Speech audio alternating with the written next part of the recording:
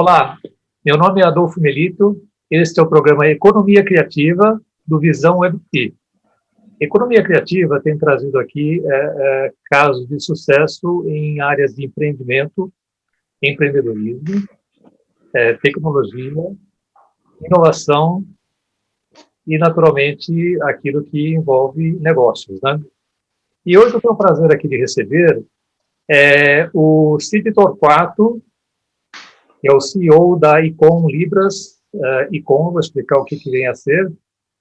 Cid, primeiramente, seja muito bem-vindo, né? Nós nos conhecemos lá por volta de 2008, quando você já atuava bastante nesta área. Vou comentar aqui agora um pouco sobre o seu currículo, né? Você é formado em Direito Empresarial pela Faculdade de Direito do Lago São Francisco, da USP. Os seus temas principais, né, pelo que a gente vê aqui, você é um expert em marketing, tecnologia, comércio exterior e internet. Você atuou como executivo da Law Partners América Latina e também diretor de marketing da Star Media Networks, que foi uma das primeiras empresas aqui na América do Sul, né, nessa área da internet, que fez muito sucesso. Sim. Atuou no governo federal, no Ministério do Planejamento, coordenando projetos da internet. Autor de livros sobre o tema internet e tecnologia. É consultor do International Trade Center, ITC, Agência de Operação do Sistema ONU, em Genebra, bem como do SEBRAE e do Softex, que são programas aqui ligados ao empreendedorismo. Conselheiro da Aliança Pró-Modernização Logística do Comércio Exterior, então aqui vem também o expertise em comércio exterior. Fundou e dirigiu a Câmara Brasileira de Comércio Eletrônico, a Câmara INET, a qual dirigiu durante mais de 5 anos. Ele foi inicialmente em Relações Institucionais, na sequência subsecretário e na sequência secretário da Secretaria do Estado de Direitos da Pessoa com Deficiência de São Paulo, durante 8 anos, e após isso passou a dirigir esta mesma secretaria a nível do município de São Paulo. Atualmente preside a organização Icon Libras, da qual ele é CEO, ele vai falar bastante para nós aqui a respeito, né? E esta organização foi criada no âmbito da AME, que é a Associação Amigos Metroviários dos Excepcionais. Ele vai explicar um pouco para nós exatamente qual é a abrangência disso, né? Porque essa associação tem 30 anos e ela tem uma abrangência bem... Então, Cid, muito obrigado aí pela sua presença aqui hoje. Tenho certeza que é um tema que é bastante vibrante, até porque conversávamos aqui um pouco antes, né, para saber que as iniciativas nessa área ainda são muito pequenas e muito tênues, tanto aqui no Brasil como fora. Então, na realidade, ICOM é uma organização que está realmente fazendo um pouco de história aqui nesse mercado. Pode se chamar uma startup, né, de tecnologia, né? Então, no primeiro contexto da nossa conversa aqui hoje, Cid, vamos falar sobre a sua atuação como presidente da Icon Libras, mas antes a gente queria comentar um pouquinho que você falasse a respeito dessa questão do assunto da deficiência da pessoa física, né? Como é que você vê esse assunto aqui a nível Brasil, né? Qual que é a importância desse tema para os governos a nível federal, estadual e municipal que você atua, né? Que você falasse um pouquinho a respeito disso, para a gente poder fazer uma primeira abordagem sobre o tema. Bom, Melito, muito obrigado pelo convite, antes de mais nada, né? E prazer revê-lo depois de tantos anos. Nós fomos apresentados pelo nosso grande amigo Thomas Rose, figura. O Thomas funciona meio como que um conselheiro para mim. Eu estou sempre me aconselhando com ele, eu conversando com ele. Ele está sempre bastante presente na minha vida, felizmente. Ele é uma figura amiga, né? Todo mundo gosta dele, né? E fora essa questão da simpatia, ele tem uma base não só teórica na área da engenharia, né? Sendo um politécnico, sim, como sabe, tem conhecimento sobre muitas áreas, principalmente porque ele trabalha ali na Fundação Vanzolini, que tem, né, uma atuação ampla. Então, uma figura muito interessante de se ter como amigo e conversar. Eu sempre aproveito isso dele, e é bom e bom reencontrá-lo, né, depois de tantos anos. Ele que nos apresentou justamente para conversar sobre inovação, né? Lá atrás já era a ideia falar sobre inovação. Você falou sobre o cenário aí da pessoa com deficiência, né? Eu não era do ramo, eu me tornei do ramo a partir do momento que eu quebrei o pescoço em 2007, na Croácia, num mergulho mal dado, mal calculado. Eu bati a cabeça, né, quebrou o pescoço e eu fiquei tetraplégico. E mudou muito minha vida, né? Eu trabalhei, na época eu trabalhava com tecnologia, com geração de negócios, montagem de negócios, com marketing, né? Empreendi também, fui executivo de alguns outros empreendimentos, e minha vida mudou muito depois disso. E, bom, nos últimos 13 anos eu venho não só aprendendo mais e mais sobre esse cenário, como fortalecendo a minha própria militância, né? Eu virei... difícil no Brasil você ter uma deficiência e você não virar militante da causa, porque faltam tantas coisas, né? É tão grande o desrespeito à pessoa com deficiência. Nós temos leis muito boas no Brasil com relação a que promovem a inclusão da pessoa com deficiência em teoria, mas muitas delas não são praticadas, não são exercidas, não são cobradas, e então as pessoas com deficiência ficam muitas vezes num limbo aí, né, não conseguindo exercer seus direitos, não conseguindo ser cidadão pleno, né, no próprio país. Então não tem jeito de, né, ter deficiência, conhecer tudo isso e não virar um militante da causa. Sim. Eu, além de militante, né, que me tornei uma liderança e uma referência, né, até porque tem tão poucos tetraplégicos que conseguem, assim, atuando publicamente, e então fico contente com isso, porque, né, além disso agitar a minha vida, né, eu consigo contribuir e muitas vezes com a melhora da vida de muitas outras pessoas. Então,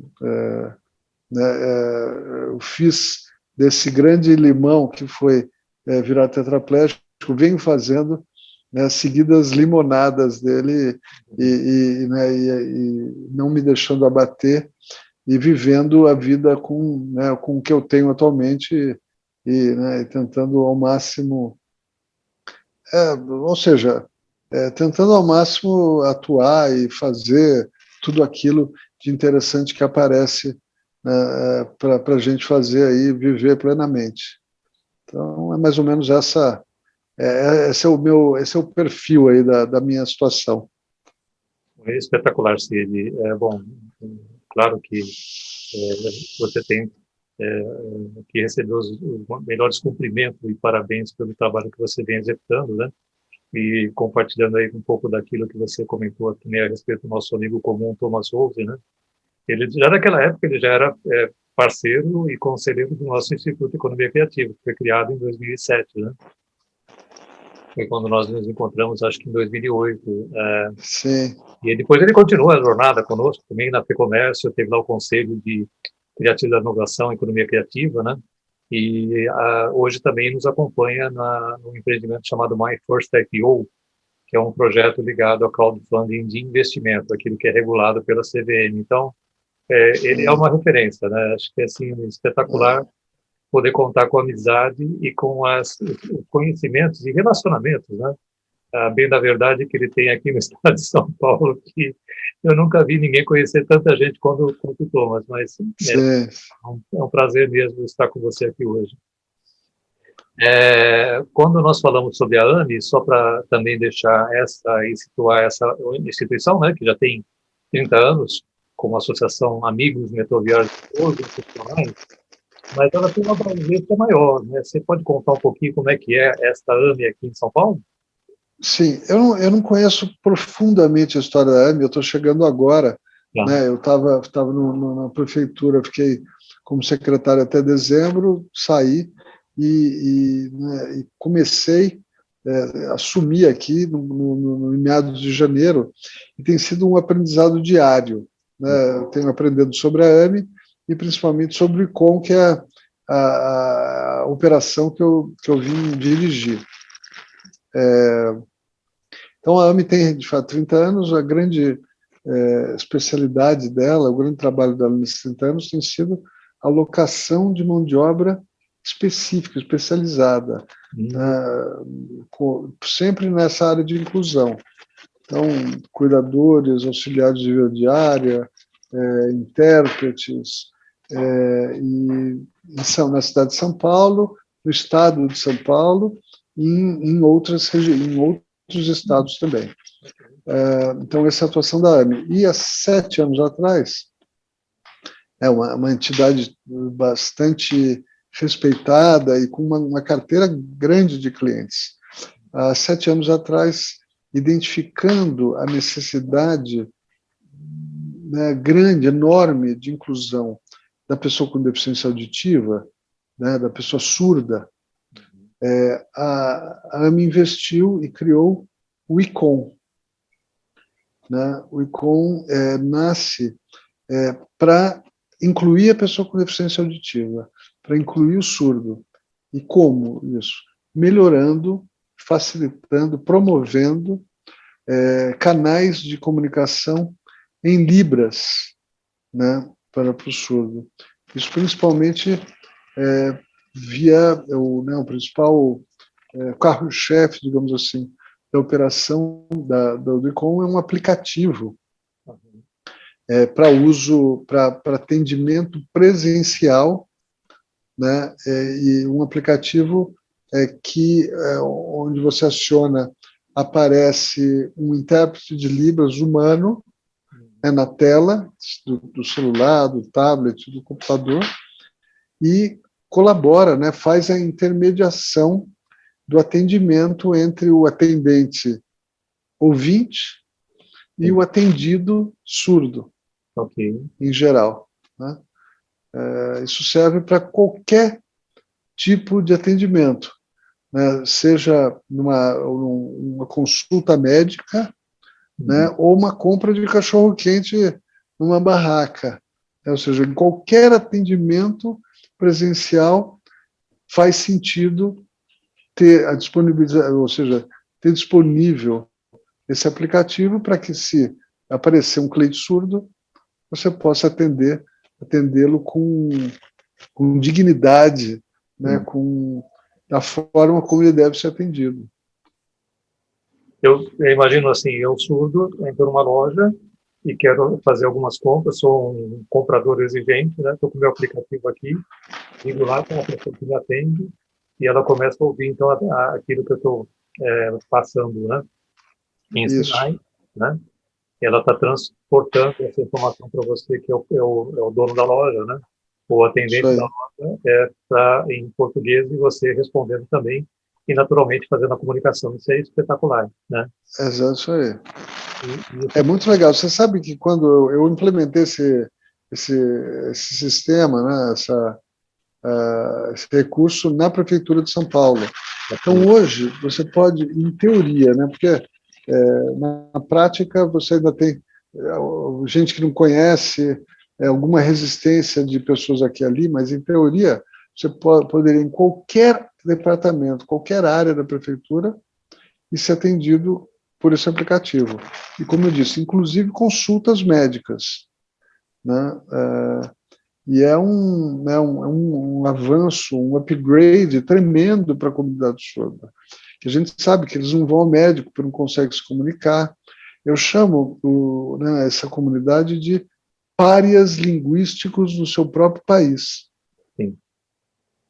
Então, o que nós estamos fazendo aqui é uma empresa, a intenção obviamente, a sustentabilidade, o lucro, mas é uma empresa social cujo principal objetivo, o primordial, é a inclusão desse segmento da sociedade tão excluído.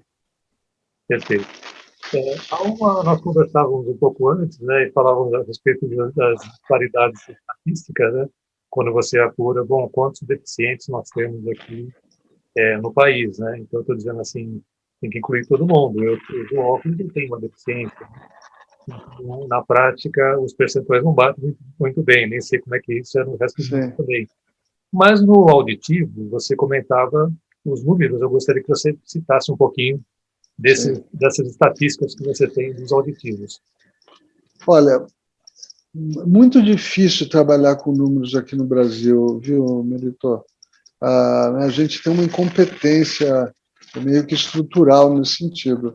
O IBGE, que é um instituto extremamente respeitável, faz esse trabalho do censo a cada 10 anos. Se contar essa historinha que é interessante. Em 2010, depois do censo de 2010, o IBGE tabelou tudo, né, que tinha que ter sido tabelado, né, e segmentos, né, depois dos macro dados, ia para segmentos específicos. E um deles é da pessoa com deficiência. Em 2010, eles falaram, olha, são 24% da população brasileira, ou seja, 45 milhões de pessoas têm alguma deficiência. Você sabe que, francamente, eu ouvi aquilo naquela época e falei, não pode ser. Eu também ouvi. Porque se fosse tanta gente assim com deficiência, seria muito mais visível, sim, seria muito mais perceptível. 45 milhões. E deficiência, Milito, você não tem deficiência, você tem como é que eu chamo? Uma limitação de visão, mas não constitui uma deficiência. A deficiência é definida por lei, né, e tem graus. Para ser considerado deficiência, você precisa ter baixa visão, né, um grau bastante alto, certo? Então, né, usar óculos não configura. Tá bom. Então, bom, veio o IBGE e falou, são 45 milhões de pessoas. Eu nunca aceitei esse número, sempre critiquei, e, por sinal, procurei o IBGE, quando eu era secretário municipal, para discutir o tema. Isso no primeiro ano, 2017.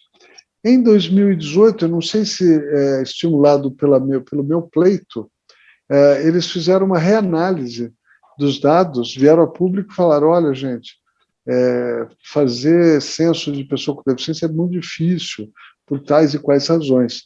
Mas nós repensamos o tema e não são 24% da população, não são 45 milhões de pessoas, são 6,7% da população, ou seja, 16 milhões de pessoas. Nós estamos falando, Benedito, de menos de um terço. Então, as políticas, e continua errado, 6,7% não é um número certo, o número deve ser mais próximo de 10%. Eu não vou me estender aqui, eu podia explicar a metodologia, por que eles erram no assunto e por que vão continuar errando no censo agora que vai ter em 2021, se a pandemia deixar. Então, o ideal para quem trabalha com deficiência é calcular em torno de 10% da população. Ok, bom, isso faz bastante sentido. Eu também havia recebido essa mesma informação que você citou do IBGE de 24%. De 24% para 6,7%. Né? É muito. Se você fala assim, não é 24%, são 19%. Tudo bem, mas de 24% para 6,7% é uma queda brutal que mostra a insegurança em termos de números que nós vivemos. Agora, eu vi as informações da sua apresentação do ICOM, né, que está muito bem feita, e lá você apura, aqui a nível Brasil, cerca de 2 milhões de deficientes auditivos, que é bem significativo. 1% da população brasileira. É muita gente, né? Então, aí eu fico imaginando, você com essa experiência anterior, tanto na área de comércio eletrônico, na área de tecnologia, e agora você está à frente de vamos chamar de uma startup, né, que tem 7 anos, né, mas que você, com toda essa especialização, você pode dar um upside nessa organização, com certeza fará isso, né? Essa é a ideia, né? Então, Vamos ver, eu tô muito animado, viu, Milito? Estou feliz de ter legal, saído, de ter deixado um pouco o setor público. Fiquei sim. muitos anos no setor público e tenho a sensação de estar voltando para minhas origens. Né? Embora aqui a gente não seja exatamente setor privado, nós estamos aqui num 2,5, né? Um pé num pé em ONG, né? Uma associação, e um pé, né, de business. Né? Então, estou muito contente, estou trabalhando muito. Já Que faz pouco bacana. tempo que eu comecei, mas já estou, né, falando com muita gente, abrindo muitas portas, Uhum. e as pessoas muito interessadas. Então, tá muito interessante esse começo. Eu vi que o Encontro é uma organização, e depois eu queria para você comentar um pouquinho sobre essa estrutura que você tem atualmente, né? Mas certamente com o uso de tecnologias e outras tecnologias em geral, né? Não só aquilo que já está na mesa, mas muita coisa que pode vir pela frente, automação, inteligência artificial, quem sabe, né? Isso pode se expandir bastante e pode se tornar um negócio. E como negócio, né? Usando aqui um pouco do viés de investimento, né? Que a gente tem essa questão do crowdfunding de investimento, hoje você tem uma atenção muito especial, né? Dos investidores em geral, dos projetos sociais, né? Que foram denominados lá em 2001 como investimento de impacto, né? E que foi a grande sacada, né? Que hoje você fala assim, não, todo investimento teria que ser obrigatoriamente com cunho social também, não é excludente que você ganhe dinheiro e que você tenha um impacto Sim, social. Esse foi quando tem o ovo de Colombo, né? Que foi colocado de pé. Mas e os recursos que vêm para esses empreendimentos de impacto, que é o teu caso, né? Estão sendo cada vez mais estruturados, né?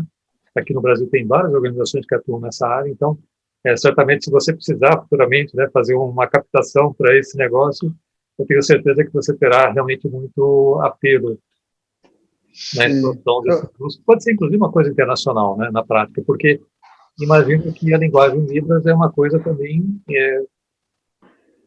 que pode ser utilizada em qualquer lugar, né? Não, Não? o Libras é Língua Brasileira de Sinais. Ela Não, funciona só no Brasil. Funciona só no Brasil, e ainda com sotaques regionais. Então, às vezes você é de São Paulo, você vai lá para o Nordeste e procura, e acha alguém para falar Libras, vai ter né, um accent, vai ter um sotaque diferente. Vão ter alguns sinais vão ser diferentes, tal. Mas não é cada país, mas você tem aí similaridades entre línguas, às vezes de um país para o outro. A nossa Libras tem como base a língua francesa de sinais do século XIX, opa, porque Dom Pedro II, acho que ele tinha uma filha surda, algum parente surdo, ele numa viagem à França, ele se deparou com aulas, né, com gente tendo aula de Libras, da língua francesa de sinais. Então, ele importou um professor de lá, que criou um centro de estudos no Rio de Janeiro, eu esqueci o nome agora da organização, continua ativa até hoje. E aí, sim, por isso a Libras, que é a língua brasileira de sinais, ela é parecida, ela lembra a língua francesa de sinais. Mas daí cada país tem o seu. Vou até contar uma anedota aqui, que é uma historinha, na verdade, que é o seguinte. Eu estou lá na secretaria, né, ano passado, no começo do ano, e recebo uma ligação, porque uma unidade CRAS, que é de assistência social, recebeu 2 casais de venezuelanos surdos que queriam saber os seus direitos, o que eles podiam, né, ter de benefícios aqui no Brasil. Então, eles chegam lá, o que a pessoa do CRAS faz? Aciona a CIL, que é a Central de Intermediação de Libras, que é o ICOM da Prefeitura de São Paulo. Daí né, aparece um intérprete, os venezuelanos começam a se comunicar, o intérprete fala, peraí, eu não entendo essa língua, não entendo esse idioma, né, não vou conseguir lhe atender hoje.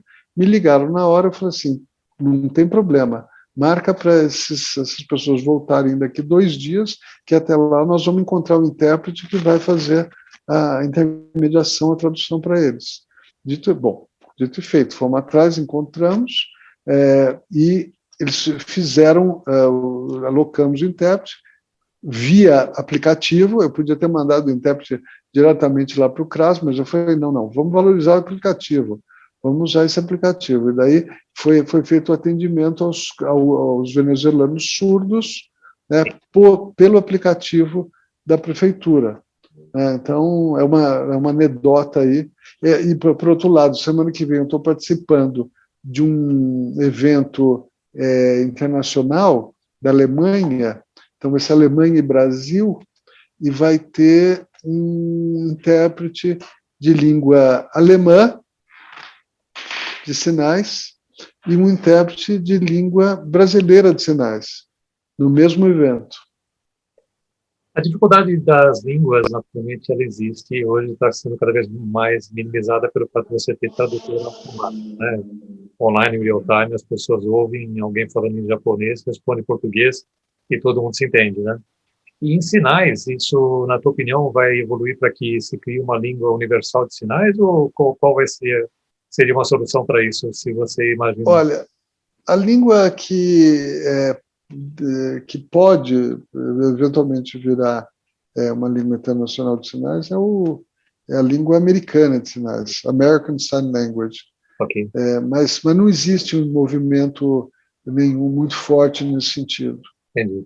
O problema para a maioria dos países é o fortalecimento da sua própria língua de sinais. Porque o que acontece?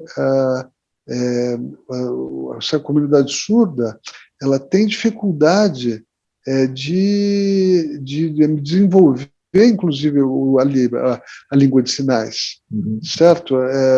Ele existe por quê? Porque muitas vezes não tem escolas.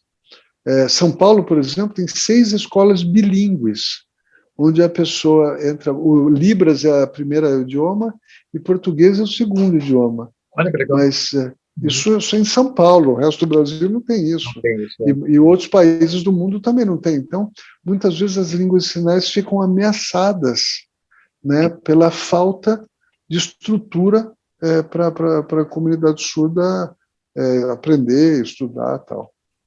Eu já entro num outro ponto também que eu acho que é bem importante, que quando você fala da atuação que o ICOM tem, né, o que ele está facultando de inclusão dentro dessa área que envolve a melhor interação, qualquer tipo de interação entre um surdo e qualquer tipo de trabalho, de relacionamento pessoal ou mesmo qualquer outra atividade que ele tenha, né? E hoje você, imagino que uma das questões mais aplicáveis para esse ICOM seriam cursos e palestras, né? Porque na realidade é bem possível fazer com que isso seja inteligível para quem está, né? Como é que está sendo a aplicação nessas áreas hoje aqui no Brasil? Olha, o ICOM em si, ele se presta ao atendimento presencial, né, em questões, em relações humanas e comerciais, né, de serviços, né? Eu digo, em qualquer lugar que tem um atendimento você pode usar. Ele é muito usado também para ligações telefônicas entre surdos e não surdos. As operadoras de telefonia são obrigadas a prover esse serviço, só que elas contratam o ICOM para fazer esse serviço em nível nacional. Então, hoje, o maior volume de ligações que nós temos são ligações telefônicas de surdos para não surdos e vice-versa. E, na realidade, está no aplicativo, talvez, desculpe. Não, e ligações telefônicas de, deixa eu falar com a minha tia, deixa eu falar com minha namorada, não importa, ou seja, ligações, deixa eu pedir uma pizza. Então, isso é muito usado para questões corriqueiras do dia a dia. Nós agora estamos lançando alguns outros serviços para uso online, né, nos sites. Então, por exemplo, estamos lançando o serviço de Fale Conosco em Libras, saque, para quem precisa de saque em Libras, ouvidoria em Libras, canal de vendas em Libras. E o nosso laboratório está desenvolvendo outras aplicações, e à medida que nós conversamos com clientes, surgem novas demandas também, né, específicas, que também passam por desenvolvimento e atenção quando possível. Então, eu diria o seguinte, Mendeto, pensou Libras, né, pensou no ICOM. Isso aí, como? A gente está preparado aqui, entre AME, com os serviços que ela presta, e ICOM, para dar, né, para fazer um full service nessa área de comunicação com a comunidade com deficiência auditiva. Você praticamente abordou quais são as principais aplicações, né? Eu ia comentar sobre se tem alguma dessas aplicações que você acredita que ainda estão pouco exploradas. É claro que é um trabalho recente, né? Tem uma abrangência que começa a ganhar corpo agora, né? Para atender cada vez mais esse mercado aqui no Brasil, né? Mas eu vejo, por exemplo, cursos, como você já citou, é mais o assunto de uma pessoa falando com outra pessoa, atendimento, né? Sim. A telemedicina, o EAD, né? Então, ainda não estamos explorando, está na nossa, está no radar, né? A telemedicina já tem alguns contatos e algumas conversas, né? E algumas negociações. A questão dos eventos, você sabe que agora, por lei, né, a gente tem a Lei Brasileira de Inclusão da Pessoa com Deficiência, a LBI, conhecida como LBI, ela determina que em todas as exibições, em todos os eventos, tem 3 elementos, 3 recursos que não podem faltar: legenda, Libras e audiodescrição. Então, em teoria, hoje, se você faz um evento presencial ou virtual, você deveria ter Libras, legenda e audiodescrição das imagens, né? Então, existe um grande universo aí para explorar nessa área de eventos. Nós estamos vendo com que tecnologias, o que nós vamos conseguir oferecer para esse público. Porque esses recursos, muitas vezes, encarecem os eventos. Né? Você tem um evento lá que não vai custar nada, ou vai custar algo, né, muito pouco, e de repente você tem que colocar esses recursos, muda tudo. Quer dizer, você acaba com um budget alto. Então, a gente está vendo como fornecer esses serviços todos com preços acessíveis, né, e convidativos. Porque o que acontece hoje? Como muitas vezes isso é caro, as pessoas não fazem o que elas deveriam fazer por força de lei. Então, a ideia, não só nossa, a gente tem parceiros pensando nisso também, como prover esses 3 recursos, que hoje devem estar no teatro, no cinema e nos eventos, de forma acessível para as pessoas, como o ICOM é hoje. Na verdade, o assunto acabou sendo mais ou menos popularizado até por força de lei, né? E, naturalmente, por alguns hábitos e costumes, campanhas eleitorais, né? Até a própria questão de ter a primeira-dama falando em línguas de sinais, né? Sim, Acaba sendo uma forma também de divulgar um pouco isso, né? Do ponto de vista prático, isso acontece, né? E a gente começa a conviver com isso. Agora, com certeza, a questão do custo é um ponto relevante que você citou. E os eventos, é claro que para qualquer organização de eventos deveria ter sempre alguém que pudesse atender esse requisito, né? Você tem, São Paulo é a terra dos eventos, né? Que está agora interrompido por uma questão óbvia, né? Mas você chegar em qualquer lugar que você possa ter alguém que possa te receber e responder em sinais, acho que é muito, muito relevante. Bom, com o aplicativo fica muito mais fácil, né? Como é que você vê essa expansão do nível de pessoas que você atende hoje pelo ICOM, e como é que você vê esse atendimento daqui a 5 anos? Já colocando um pouquinho do teu plano de negócio aqui em prática. Sim. Não sei se em 5 anos, mas algo que vai ser realidade daqui a algum tempo, no futuro, eu não sei quão distante está esse futuro, são os avatares. né? Eles já são usados, né? Eu implementei na prefeitura também, mas muitas empresas já têm em seus sites, empresas, organizações e tal, o avatar, o famoso Hugo, o avatar da Rentoc, que é uma das empresas que opera no setor. Depois você tem, inclusive, um avatar gratuito.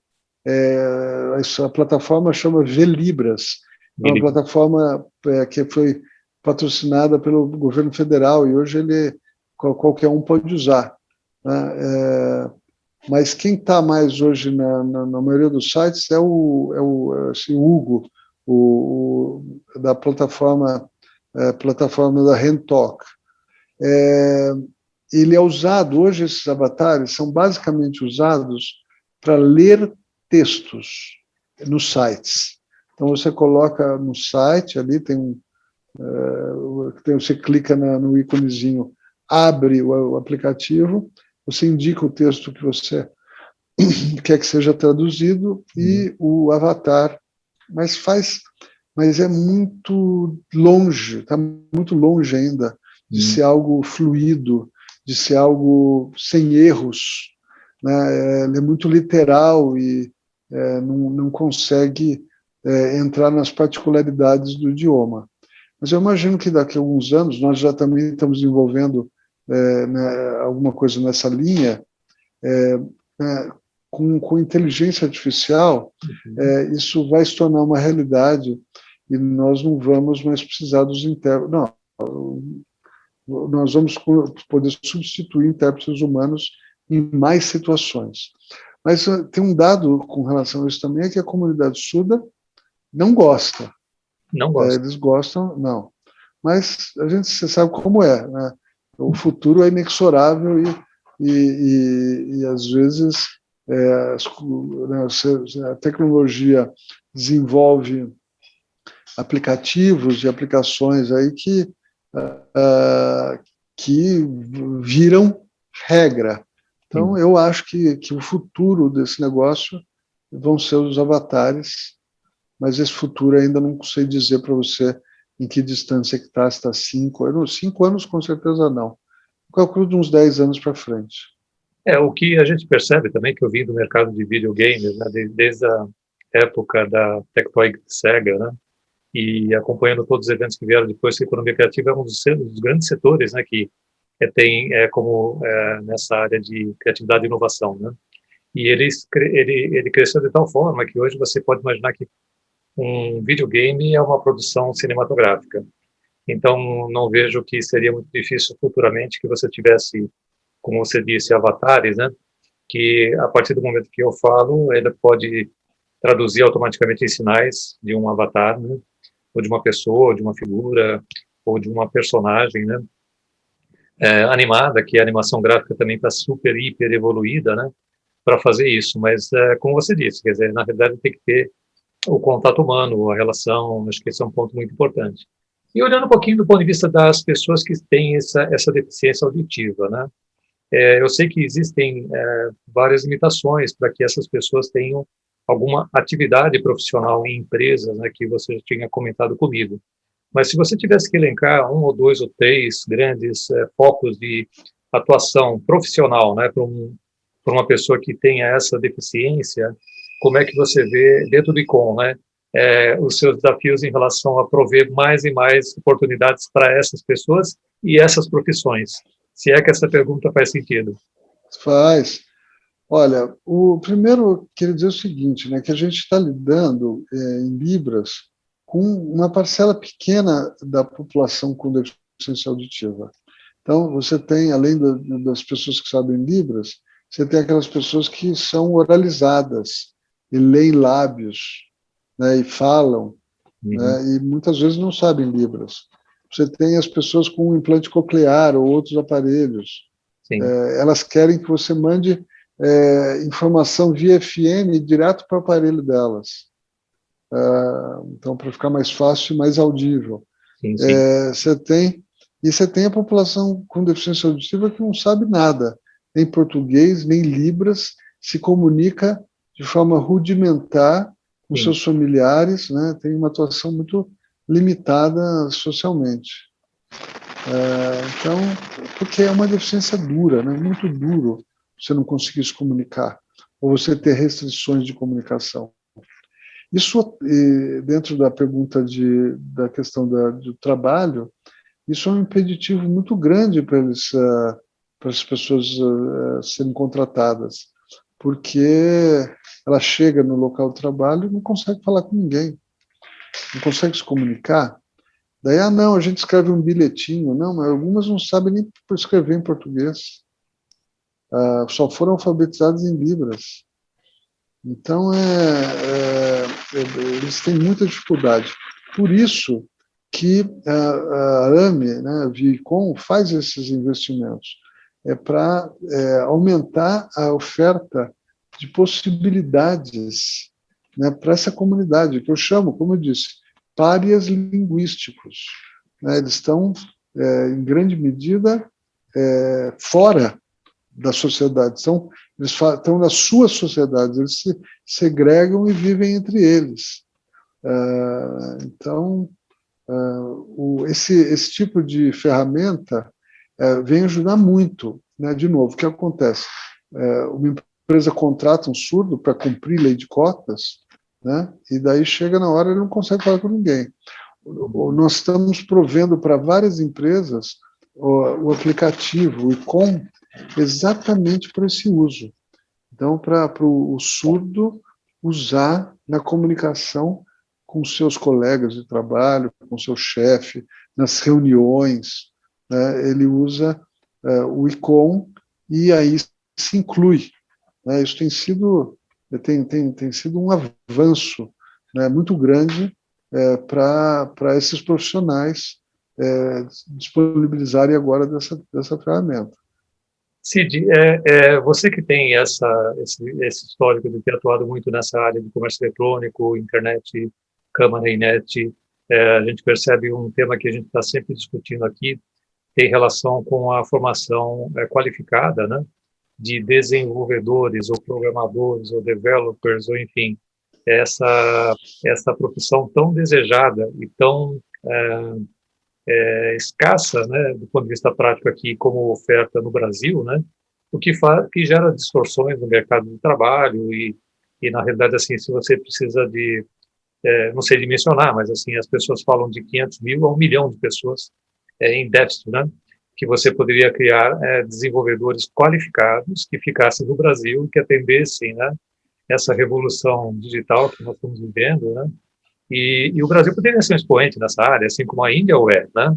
Ela começou em 89 e olha o tamanho do mercado que ela atende no mundo, com a questão do comércio eletrônico e tudo que está ligado à tecnologia, programação, serviços, BPO, etc. Então, eles estão exportando hoje 150 bilhões de dólares. O Brasil ainda não exporta 5, né? Sim. Então, eu estou colocando tudo isso porque, assim, no fundo, fico pensando assim, será que a gente conseguiria ensinar aos deficientes, não só auditivos, mas um pouco essas questões da programação, né? Porque tem que ter o raciocínio lógico, de alguma forma, você, quando é desenvolvedor, você tem que se comunicar naturalmente, mas você trabalha muito mais de maneira isolada um pouco, né?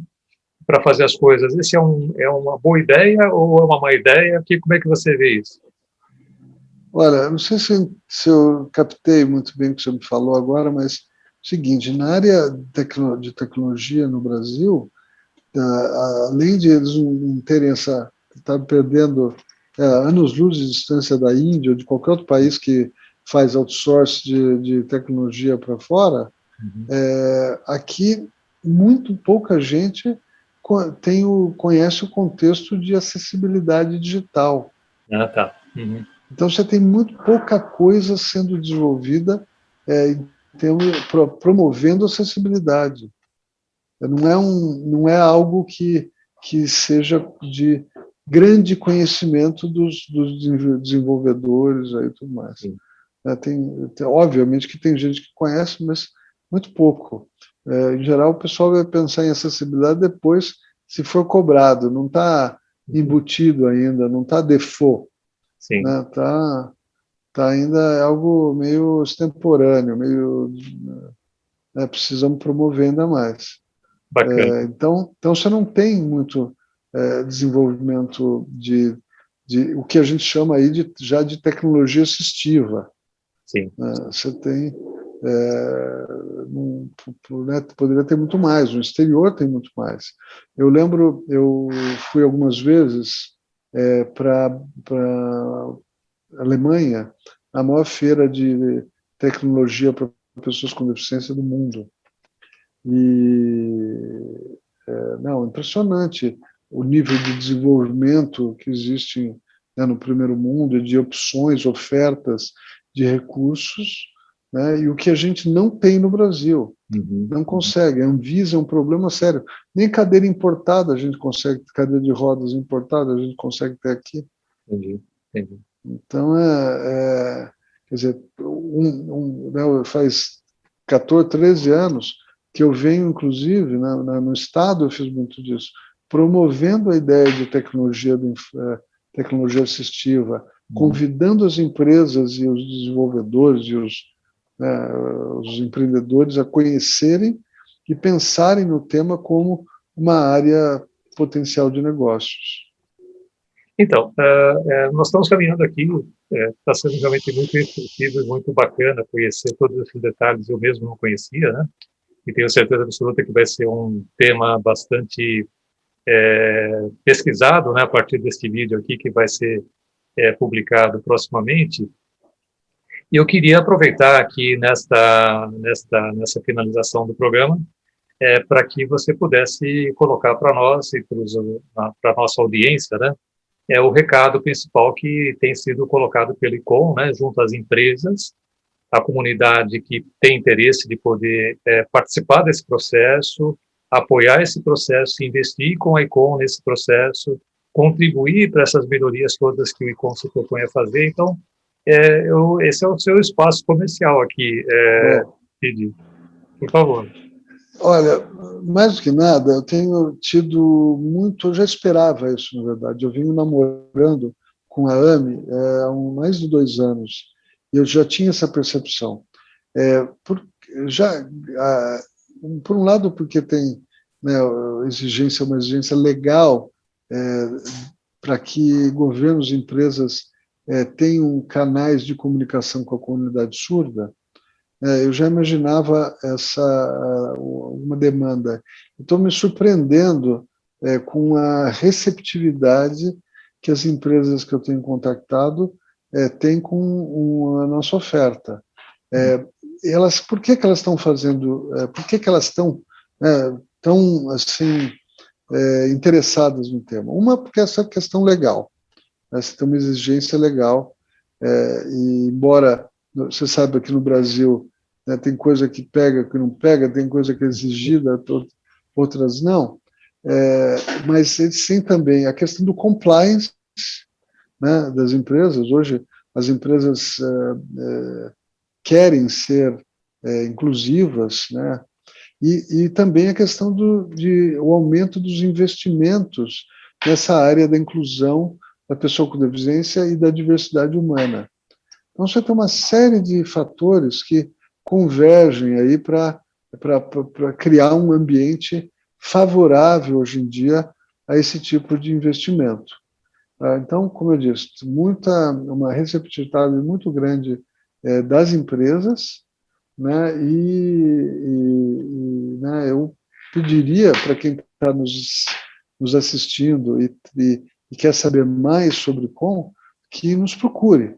Né? A gente está aí disponível para expandir esse mercado, para fomentar né, a comunicação em Libras e para incluir, né, essa comunidade tão excluída.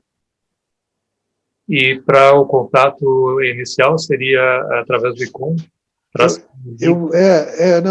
Eu passo o meu e-mail, que é o cid.torquato@ame-sp.org.br. Então, eu vou ficar muito feliz, né, de receber, né, demandas. Não, se quiserem também demandas sobre outros temas, né, que a gente abordou aqui, porque essa questão da deficiência é uma questão ainda que não não é todo mundo que discute, né? Tem muito preconceito ainda, Milito, tem muito preconceito ainda na sociedade. Então, eu estou aberto aí a quem queira discutir esses temas com a gente. Bom, nós estivemos aqui com o Cid Torquato, que está presidindo agora, neste ano,